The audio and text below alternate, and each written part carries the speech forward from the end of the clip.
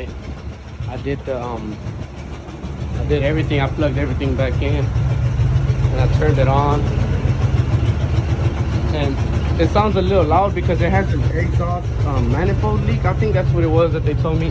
And whenever I was looking through like the old paperwork from the person I bought it from, it had it was saying like they had welded a cracked manifold. And like right now I was messing with the, like I tightened the belt to the alternator, and well I was messing with the cable and now that popped up. But the cable is like very old and the plastic is brittle, so I might have to like cut the wire and like add a new connector to it. I don't know. I'll see what I can do. So far it's not the best looking, but I'm gonna replace the top and the insides of the seat on my tool.